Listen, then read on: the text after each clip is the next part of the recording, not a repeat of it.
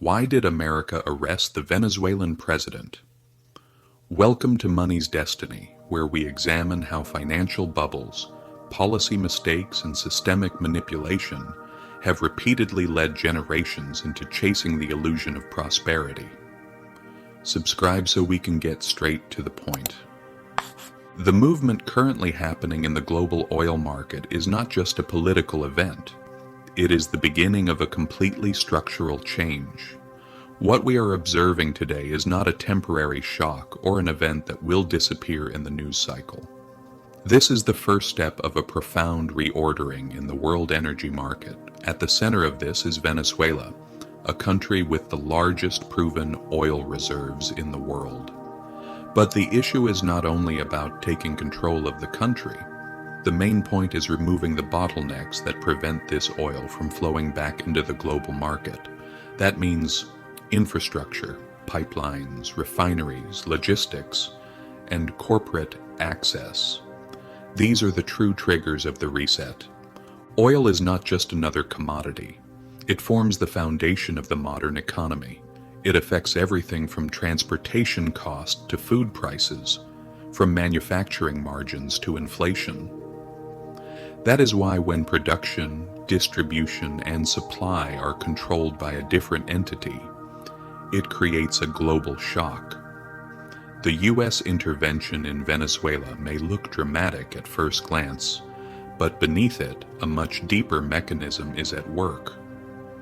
The U.S. is not only asserting political dominance here, it is also reshaping global energy balances. Venezuela has been in a strange position for years. On paper, it should be one of the world's most powerful energy countries because its reserves exceed those of Saudi Arabia and the U.S. Yet in practice, it is not an energy superpower, it is a broken asset. Due to lack of investment, outdated technology, poor management, and sanctions, massive reserves sit idle, unable to be extracted. Oil that cannot be extracted is not power. It is dormant wealth, and dormant wealth invites intervention. The current change is not only about the U.S. reasserting influence over Venezuela. The key point is that the bottlenecks preventing oil from entering the global market are being directly targeted. When these infrastructure issues are resolved, the oil market does not slowly adjust. It reshapes rapidly. Production capacity increases, supply expectations shift, prices move, and waves are created throughout the economy. Modern energy wars are no longer fought with tanks alone. They are fought with contracts, sanctions, access, and supply chains. Controlling Venezuelan oil is not just about extracting value from the ground. It is about restricting rivals' access, reshaping trade routes, and asserting dominance over a commodity that supports global growth. In this sense, Venezuela is not the endgame. It is a leverage point. If U.S. companies return to production and Venezuelan oil supply increases meaningfully, long-term pressure on oil prices will emerge. But this process does not follow a straight path. Uncertainty, geopolitical tension, and fear move markets. Volatility is a natural part of every reset. Changes in oil prices do not only affect the energy sector, they flow into transportation costs, industrial production, consumer goods, and household budgets. Venezuela represents a unique paradox in economic history. A country with the largest oil reserves in the world, but very limited production capacity. This is the result of decades of structural decisions. A nation that could have been a dominant energy power has become a broken asset due to management and infrastructure deficiencies. Oil alone does not create power. Extracting, refining, transporting, and selling it does. Venezuela had long lost these capabilities. In the early 2000s, the nationalization of oil expelled foreign operators and transferred control to the state. Initially framed as sovereignty, the market saw it as risk. Capital left, expertise vanished, and maintenance budgets collapsed. What remained were massive reserves paired with declining production capacity. High oil prices temporarily masked the damage, but over the years, infrastructure deteriorated, pipelines corroded, refineries failed, engineers migrated, and production fell. When the U.S. and its allies restricted Venezuela's access to international markets through sanctions, China stepped in, allowing minimal production to continue. But this did not reverse the long-term decline. Venezuela became a producer of discounted non-competitive oil. That is why Venezuela should be seen not as a functioning oil power, but as the most powerful broken asset. Broken assets invite intervention because the market knows the potential value can be unlocked.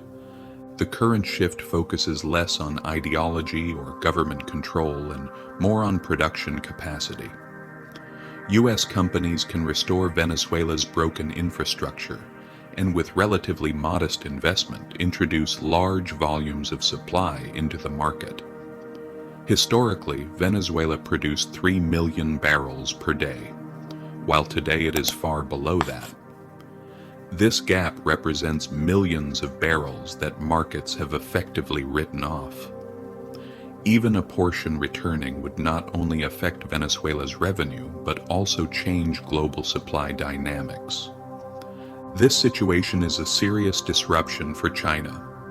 For years, China benefited from Venezuela's isolation by securing cheap oil. U.S. intervention eliminates China's advantage. It will no longer be a privileged buyer, but will have to negotiate with higher costs and fewer options. This will increase production costs, reduce export competitiveness, and add inflationary pressure. The oil reset is not just about supply and demand.